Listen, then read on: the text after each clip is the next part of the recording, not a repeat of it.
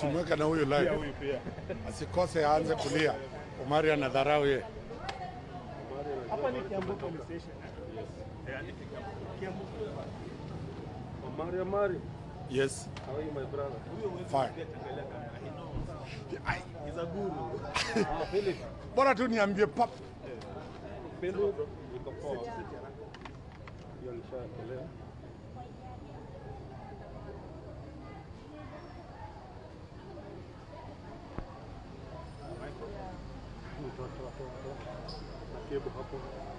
Yeah, like, okay, Yeah. Let me plug it in for you. Where's the male? Where's the female here? Wengine wakichelewa.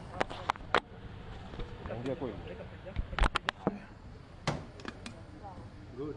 Yeah. I'm good to go. Yeah. Cable ni kutengeneza cable pale. Oh.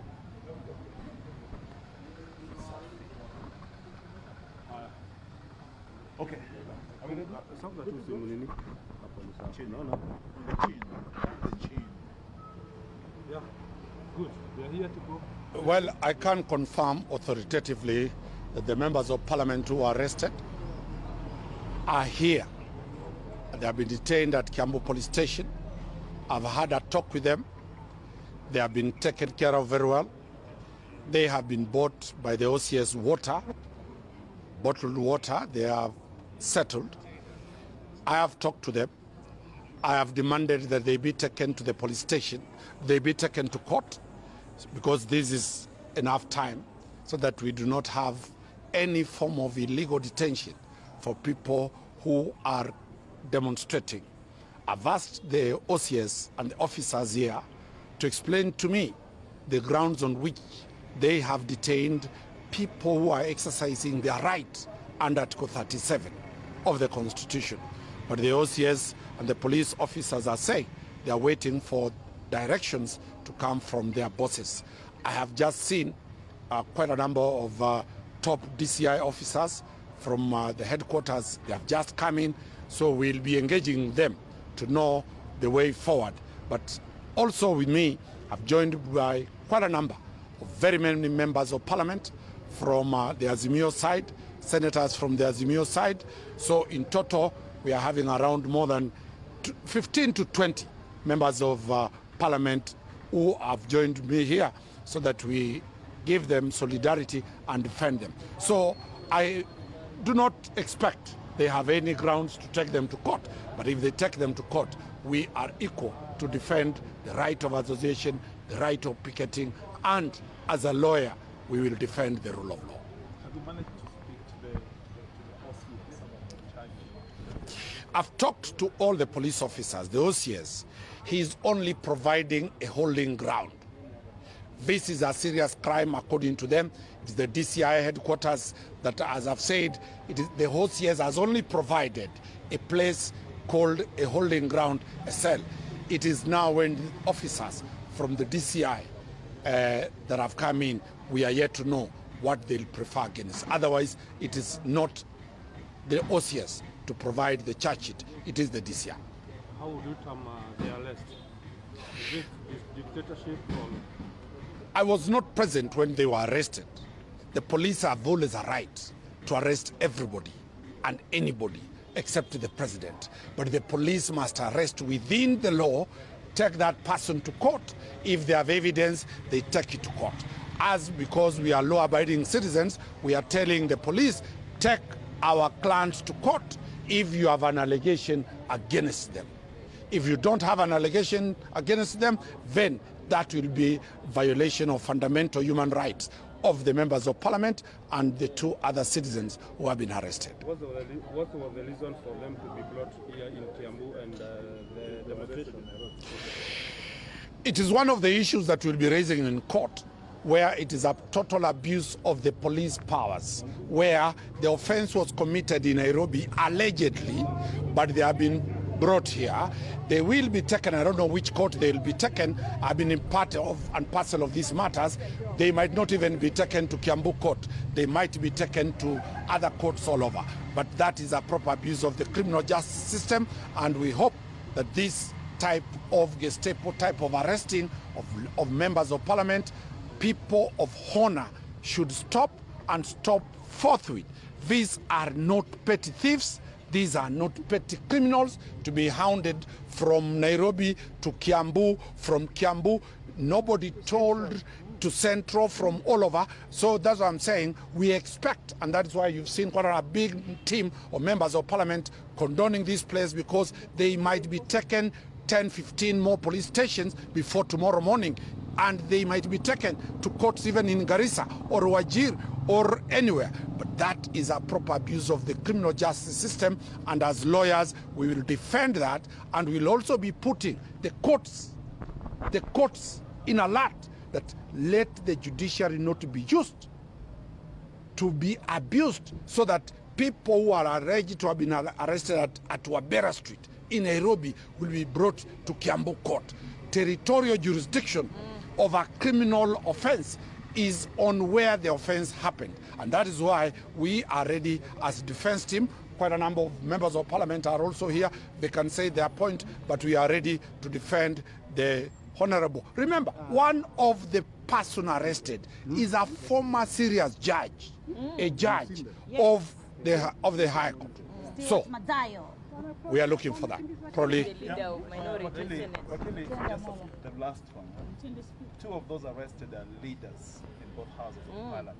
Do you think this is an attempt to instill fear in other members of parliament? It is an attack on the independence of parliament. Remember, there has been an onslaught, a massive onslaught, to make parliament succumb to the whims of the executive. Going for two leaders, one the leader in Senate and another one the leader in the National Assembly, is a clear manifestation to instill fear to other members of parliament that if you make your noise, you'll face the same issue.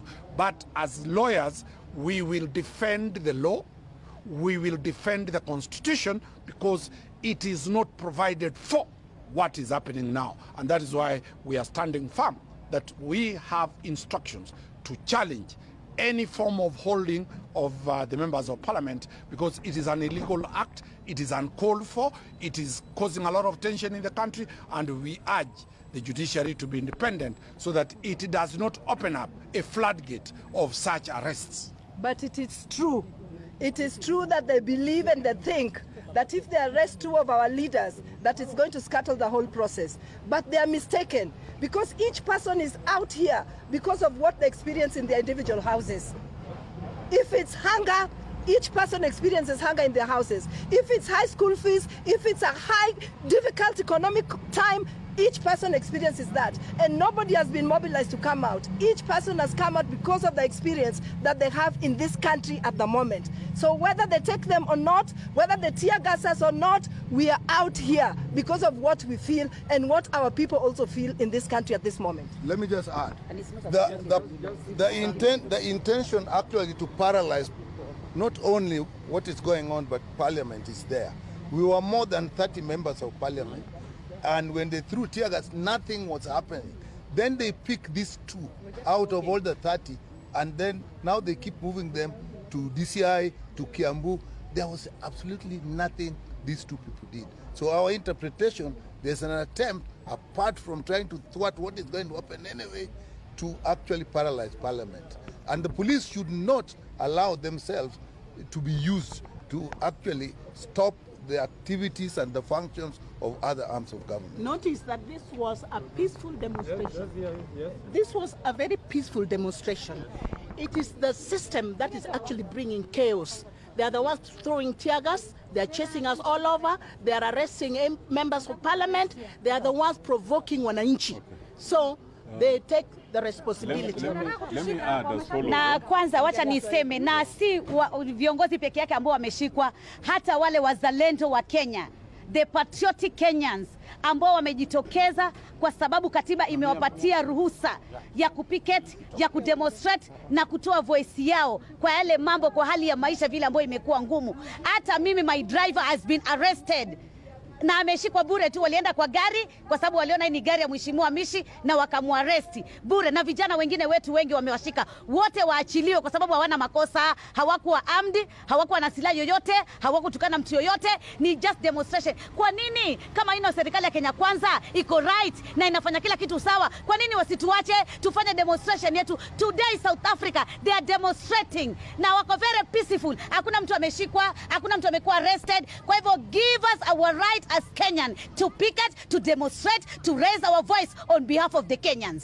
Sisi mimi nashangaa sana kwa sababu asubuhi tulikuwa tunatembea kwenda kunywa chai na tulikuwa watu 5 na askari ambao walikuwa plain wakavuka barabara wakaja ule upande wetu na wakatuuliza kwa nini mmesimama, na tukawauliza kwani siku hizi pia ni hatia kusimama? Katiba imekataza watu wasimame. Na pale ndugu zetu wawili Yogo na mwenzake wakashikwa wakapelekwa Central Police, tumeenda wametolewa DCI, hivi tunaambiwa wako hapa Kiambu Police Station. Je, huu ni ungwana? Watu kupigwa tear gas kwa sababu wanatembea, pia kutembea imekuwa hatia? Mimi tumeshangaa sana, lakini hatutatulia, hatutanyamaza, na sisi bado haluta continua. Thank you. Let me explain this. First of all, we are here with lawyers and several members of parliament. At least 20 of our colleagues are here, and several honorable MCAs from Nairobi, Siaya, and elsewhere. And the reason we are here is because they've arrested 4 of our colleagues and several of our aides, drivers, bodyguards, and all that, and they're in various places. Particularly, the Honorable Pio Wandai, we understand, is in Kiambu Police Station. Initially, they took him and Honorable Stuart Mazayo to Central Police Station. When we went there, the police there threatened to shoot us, but we are not afraid to be shot. And then they moved them to Kiambu DCI. When we followed there, they refused us to gain entry. Then they sneaked them. At least to the Honorable Pio and I, we understand they sneaked him to this Kiambu Law Court. We don't know where our 3 other colleagues are. We don't know where our other aides are. Let it be clear. There is no offense that you can charge someone with who is demonstrating peacefully under Article 37. All those that they have arrested were unarmed, they were peaceful, they were just walking to demonstrate. Let it be clear that we are not afraid. We are not afraid of this regime because this has happened before. And if they want to arrest all of us, they will keep arresting all of us. And in fact, now that they are trying to make sure that we cannot demonstrate peacefully, we will make sure we call for more demonstrations. I do not think they have enough cells to keep all of us in the cells. And if they have enough tear gas, let them just use it. For us, we are going to demand that they release all our colleagues that they have detained. We are going to demand that they allow all those they are blocked. They block people on Ngong Road from Kibra. They block people on Thika Road. They block people on Jogo Road. They block people everywhere. In fact, we understand in Jacaranda grounds, someone may have already died. They have already killed someone. We will not be deterred by intimidation. We will exercise our constitutional right to the fullest. And even now, let them know that we are leaving Kiambu and we are going back to town to exercise our constitutional right. Yes. Thank you. Thank you. Yeah. Thank you, bro.